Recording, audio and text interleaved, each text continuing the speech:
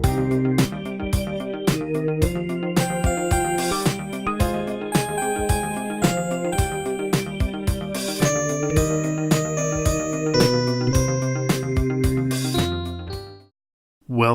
to Pottsville, Idaho, the potato capital of the universe and the most sophisticated nuclear dump site in the country.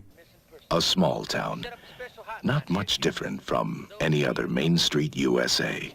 It's a place where some people have southern accents, Gun cleaning bill and your $200 fine. get high, and watch B-monster movies at the drive-in. Speaking of which, Pottsville is also the home to the Being, a psychotic mutant with a lust for blood and plastic eggs. Luckily, this is one of the rare horror movies that take place over Easter weekend. Nothing spookier like egg hunts and occasional spring showers. This movie had so much potential as a campy horror comedy, but it just couldn't quite pull it off.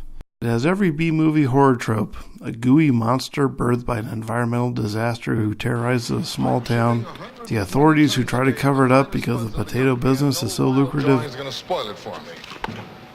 Therefore, one must conclude that dumping nuclear waste into the aquifer does not and will not affect the water. A final showdown in a box factory where there's ready access to steam and gas-emitting devices, and the option for a sequel that no one wants.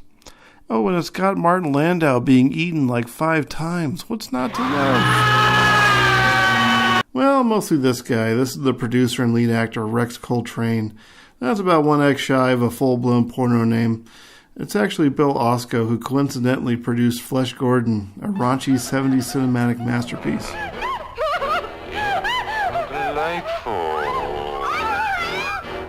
His then-wife Jackie Kong made her directorial debut with The Being. She also wrote the thing. Starting to see a problem here? Well, we got nepotism, a novice director, and a producer just dying to get in front of the camera for once. So no matter how good the concept is, the movie is bound to be a disjointed mess. God damn it. What? Although Billy the Rex can't act to save his life, he somehow manages to stay alive till the end. Maybe trying to eat Martin Landau all those times tuckered that poor mutant out. Everyone else did a fairly decent job of keeping this boat afloat, preventing it from sinking into a dark and murky depth. And that reminds me, did I mention the cinematography? I guess I'm trying to say that this is a flawed film. A few things are actually done well as far as 80s schlock horror is concerned. Some interesting visuals and okay kills are sprinkled throughout the movie to hold your attention.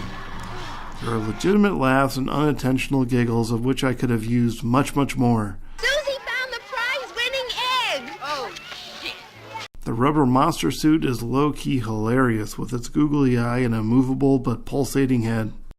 But all that doesn't forgive the choppy story structure, sleepy pacing, and weird inconsistencies like the main character's narration that kind of disappears after the first act.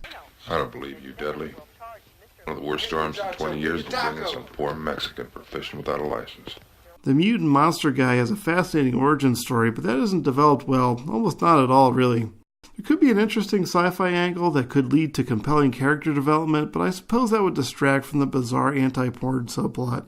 Yeah, that's thrown in there as well and has zero effect on the outcome, but whatever. These dorks want to burn down an empty building. More power to them. Eliminate the problem. What are you talking about, Arnold? I'll tell you what I'm talking about. I think we should burn the place down. Significant portions of the movie were shot in Meridian and Boise, or if you're in this movie, you pronounce it. Buzzi. The most noticeable location is Idaho Avenue in Meridian, and it looks pretty much the same today. More rural and industrial areas were also used, but I can only guess where those were filmed. There's plenty of both within a mile.